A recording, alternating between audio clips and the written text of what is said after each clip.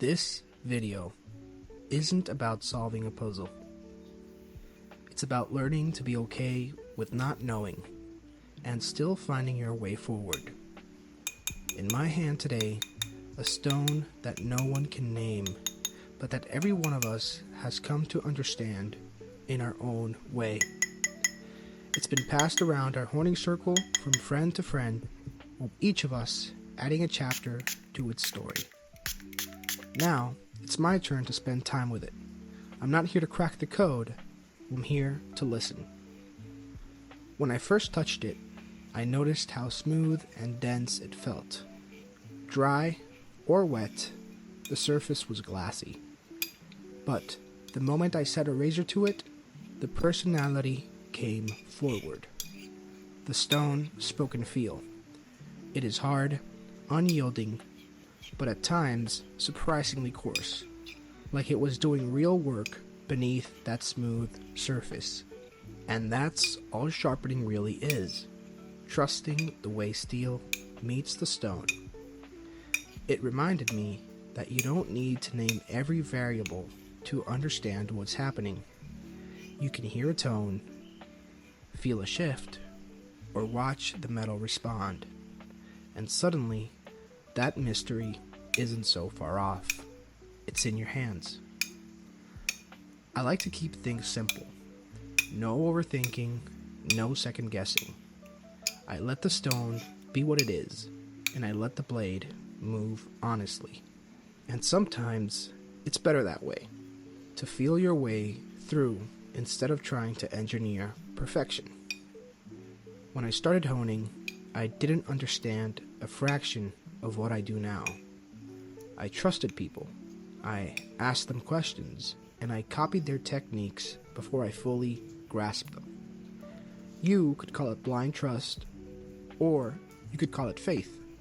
For me, I like to think of it as a kind of calculated investment in the idea that things would click over time. And I'm glad they did, because that's how I became the honer that I am today. And I will be honest with you, not every edge is perfect, but most days I'm proud of what I can create, and I always leave that little room for the unknown, that 1% of mystery that keeps it interesting and keeps me honest. Somewhere in the middle of all this, I realized something about the kind of honer I want to become.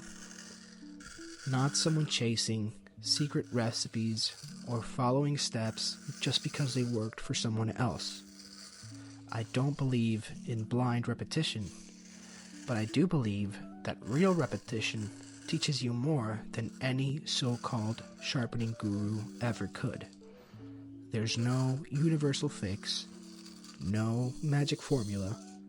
The people who sell that idea usually care more about promoting themselves than helping anyone else.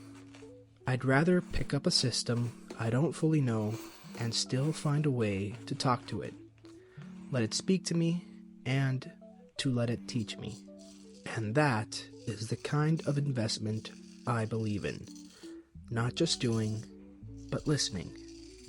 Letting the stone guide, even when the answers aren't obvious. If you're new to all this, don't get caught up in the trap of needing every answer. You don't need to name every stone. You don't need to master every technique before you begin. What you do need is a willingness to try, to fail, to listen to what the process teaches you, even when it doesn't explain itself. Mystery isn't a problem. It's a companion, one that binds you to curiosity and adventure. Next up, I'll be sending this stone to my friend, Greg Gallant. What he finds in it may be completely different, and that's the beauty of it. The story changes with each set of hands. So, whether you're honing steel or you're just trying to figure out life, remember this. You don't always need a label. You don't always need proof. Sometimes, all you need is the courage to try and the quiet curiosity to listen.